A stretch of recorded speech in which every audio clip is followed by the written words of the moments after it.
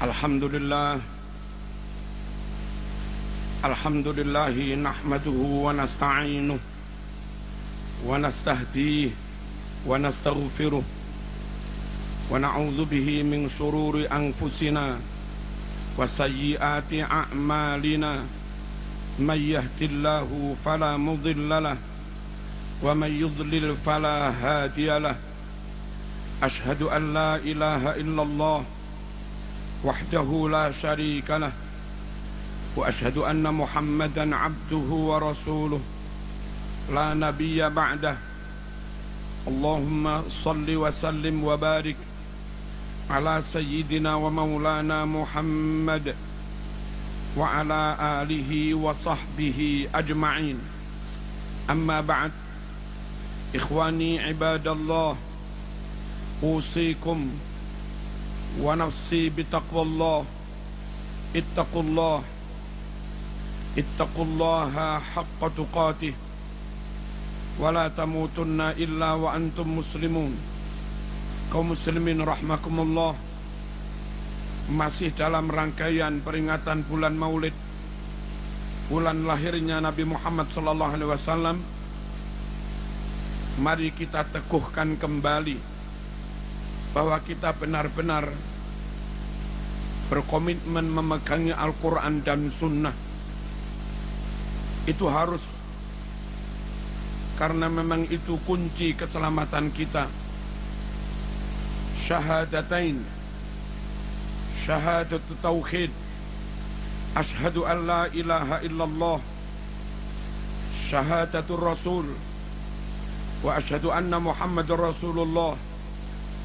Dua macam syahadat itu sekaligus mengandung makna dan implikasi bahwa kita berjanji kepada Allah untuk senantiasa memegangi Al-Quran, asyhadu an la ilaha illallah, dan memegangi sunnah Rasulullah sallallahu alaihi wasallam dengan meyakini kebenarannya, wa asyhadu anna Muhammadar Rasulullah.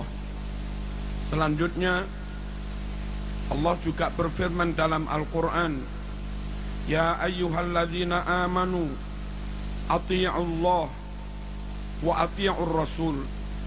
Hai orang yang beriman, taatlah kamu kepada Allah, pegang Al-Quran. Taatlah kamu kepada Rasul, pegang sunnah. Rasulullah sallallahu alaihi wasallam bersabda, sejatinya mentaati Rasul sama saja dengan mentaati Allah Subhanahu wa ta'ala.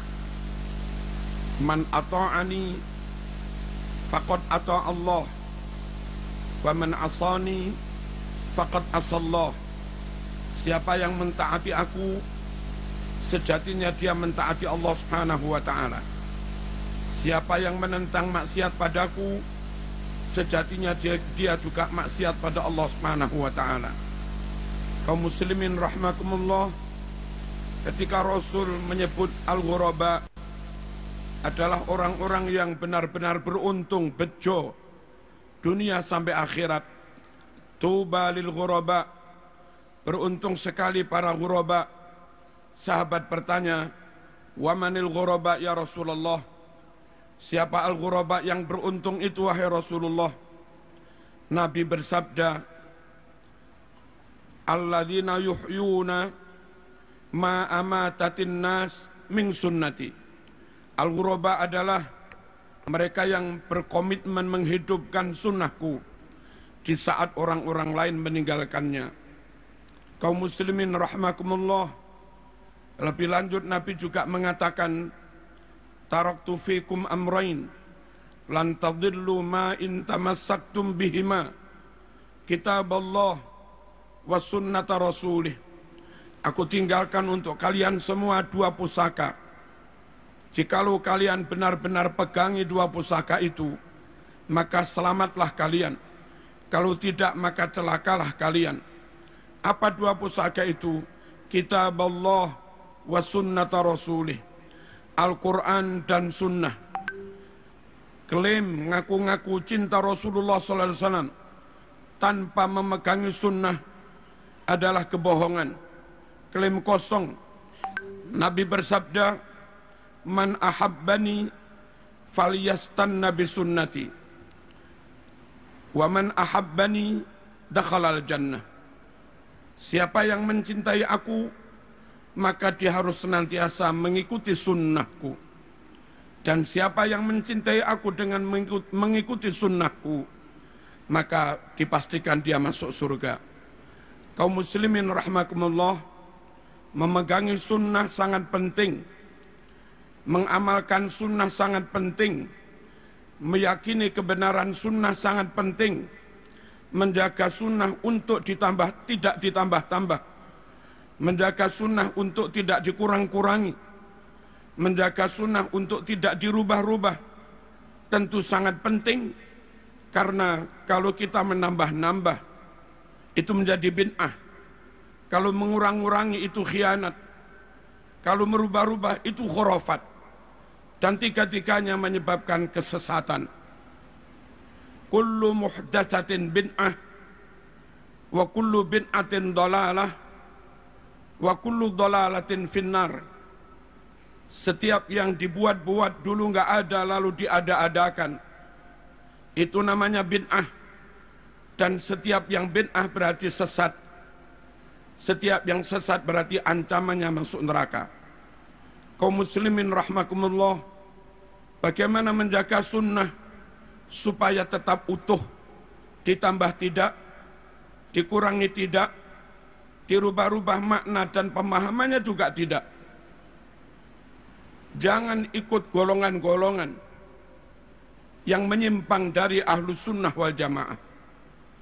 Ada golongan yang hanya mencintai ahlul bait, yang hanya percaya kepada ahlul bait, yang hanya menerima hadis riwayat ahlul bait.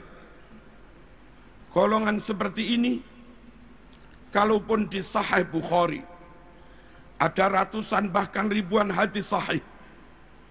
Kalau di Sahih Muslim ada ratusan bahkan ribuan hadis sahih. Namun hadis itu riwayat dari sanad sahabat, maka mereka pun menolaknya. Dan kalau mereka menolak hadis riwayat sahabat, menurut mereka hadis hanya dari jalur ahlul bait. Berapa ribu sunnah Rasul yang mereka tolak. Sikap seperti ini tidak menjaga keutuhan sunnah.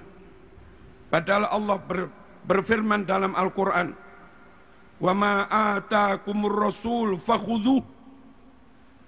Sunnah apapun yang telah disampaikan Rasul kepadamu, ambil semua. Sikap seperti di atas tersebut menyalahi Al-Quran yang memerintahkan supaya ambil seluruh sunnah. Tirulah para sahabat, mendapat perintah apapun, tidak pernah banggel, tidak pernah menolak, senantiasa dijawab sami'na wa ata'na. Wa qalu sami'na wa ata'na ghufranaka rabbana wa ilaikal masir. Kaum muslimin rahmakumullah, ada juga golongan yang hanya percaya kepada sahabat. Mereka membenci ahlul bait. Mereka menolak ahlul bait. Mereka menolak hadis sahih sekalipun kalau itu riwayat ahlul bait. Lagi-lagi golongan seperti ini juga tidak menjaga keutuhan sunnah dengan menolak riwayat-riwayat ahlul bait. Berapa persen sunnah Rasulullah SAW yang hilang? Ada juga golongan yang punya prinsip, kalau enggak masuk akal enggak kami terima.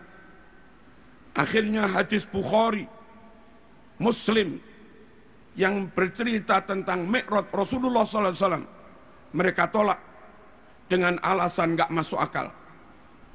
Hadis bahwasanya dari sela-sela jari Rasulullah SAW menyumber air, itu ada di Bukhari Muslim. Mereka juga menolaknya, alasan enggak masuk akal. Bahwa menjelang kiamat matahari terbit dari barat, terbenam di timur, ada di Sahih Bukhari Muslim. Mereka juga menolaknya dengan alasan tidak masuk akal. Hindari kelompok-kelompok seperti ini. Selamatkan keluarga kita dari kelompok seperti ini, karena akan membawa kita atau keluarga kita mengingkari sunnah ataupun mengingkari sebagian dari sunnah. Padahal amanat dari Al-Quran, fakhuduh, ambil semua yang disampaikan Rasulullah SAW. Kaum muslimin rahimakumullah, ada juga golongan yang tidak selektif. Hadis-hadis sangat lemah pun dipegangi, hadis munqati' dipegangi, hadis muttarib dipegangi, bahkan hadis hampir maudhu' mereka pegangi dan sering mereka sampaikan kepada umat.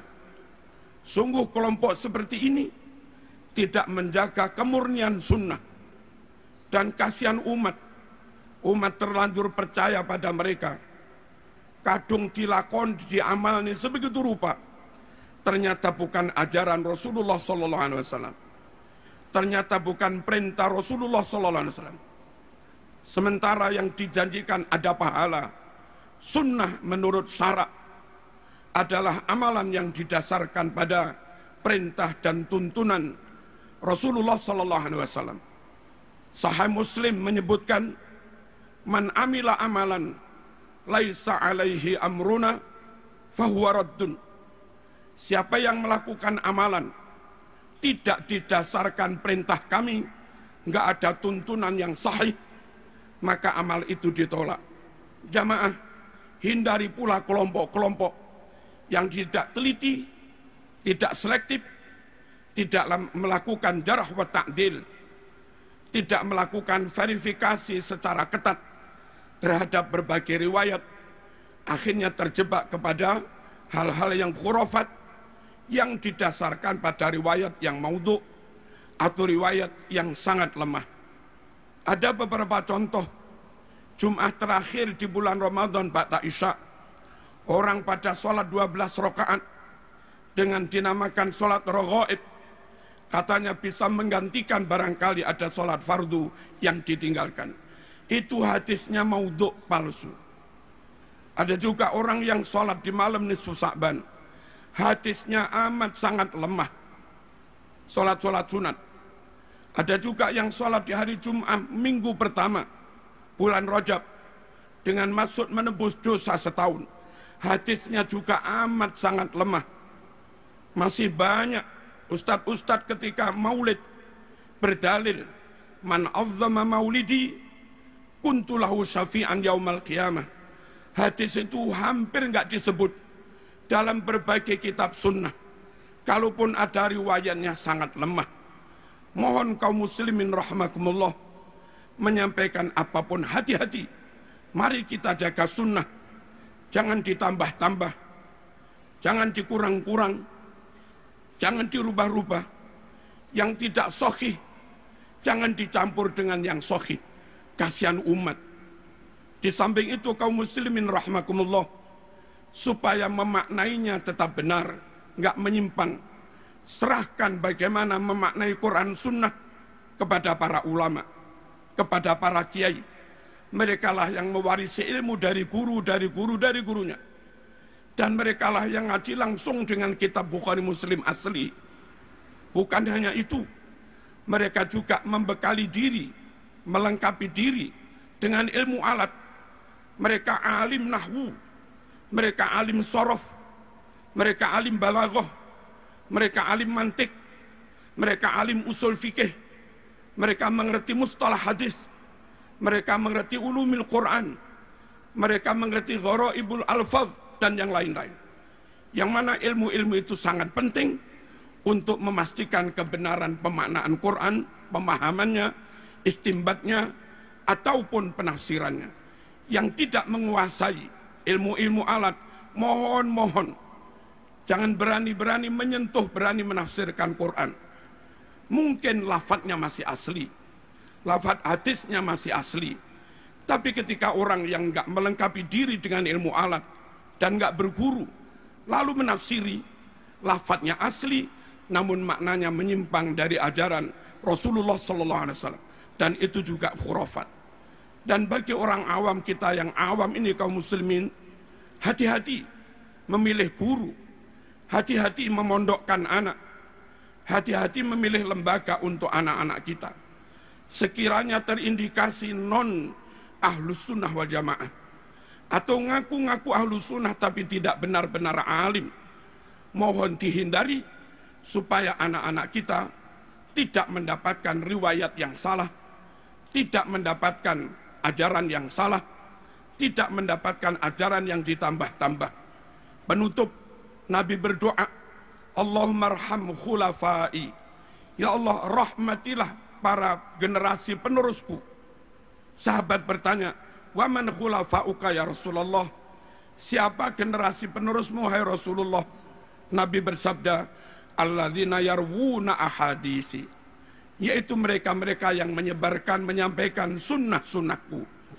Semoga sekelumit khutbah ini membuat kita semakin komitmen memegangi Al-Quran dan sunnah, dan itulah kunci keselamatan kita, juga keluarga kita. Ya ayyuhalladzina amanu qu anfusakum wa ahlikum naro. Hai orang-orang yang beriman, jaga dirimu, keluargamu, jangan sampai mereka masuk neraka. Bismillahirrahmanirrahim. Wal asri innal insana lafi khusr illal ladzina amanu wa amilus solihat wa tawasaw bil haqq wa tawasaw bis sabr.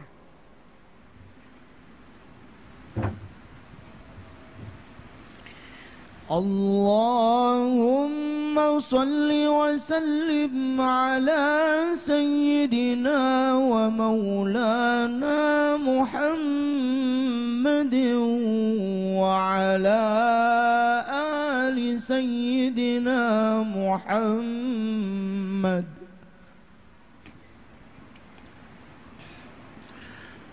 Alhamdulillah. Alhamdulillahi haqqa hamdih. Wassalatu wassalamu ala sayyidina Muhammad. La nabiyya wa la rasula min ba'dih. Wa ala alihi wa sahbihi wa jundih. Amma ba'd. Ibadallah. Ittaqullah. Ittaqullaha haqqa tuqatih.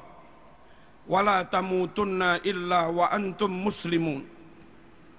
Wa'lamu anna Allah Ta'ala amarakum bi amrin bada'a fihi bi nafsih faqala azza min qail inna Allah wa malaikatahu yusalluna 'alan nabiy ya ayyuhalladzina amanu sallu 'alaihi wa sallimu taslima. Allahumma salli wa sallim wa barik ala sayyidina Muhammad wa ala alihi wa sahbihi ajma'in. Allahumma ghfir lil muslimina wal muslimat wal mu'minina wal mu'minat al ahya'i minhum wal amwat. Allahumma ansuril islam wal muslimin. Allahumma a'izzal islam wal muslimin wa a'li kalimataka ila yaumiddin wa ahlikil kufra wal kafarata wal musyrikin. Allahumma dfa' anna al-ghala wal waba wal fahsya wal munkar was suyuf was syada'id wasu al fitan ma zahara minha wa ma batan min baladina Indonesia hadha khassah wa min buldanil muslimina ammah innaka la tukhliful mi'ad waj'al baldatana Indonesia hadhihi wa sa'ira biladil muslimin baldatan tayyibah aminah rakhiyah tajri fiha ahkamuk wa sunnatu rasulika sallallahu alaihi wasallam. Rabbana atina fid dunya hasanah wa fil akhirati hasanah wa qina adzaban nar. Allahumma man arada bina aw bidinina wa biladina Indonesia wa biladil muslimin khususan bilada ikhwanina fi Palestin su'an wa dhulman wa fitnatan wa halakan wa dararan minal kuffar wal munafiqin wal israiliyin wal yahudiyin was sahyuniyin faj'al dairata dzalika kullih taduru alaihim wa tusibuhum bihaqqi qaulika wa makaru wa makarallah wallahu khairul makirin wa idza batastum jabbarin Allahumma munzilal kitab wa mujriyas sahab wa hazimal ahzab ihzimhum wansurna alaihim ihzimil israiliyin wansuril falistiniyin alaihim Rabbana atina fid dunya hasanah wa fil akhirati hasanah wa qina adzaban nar walhamdulillahi rabbil alamin aqimis salah.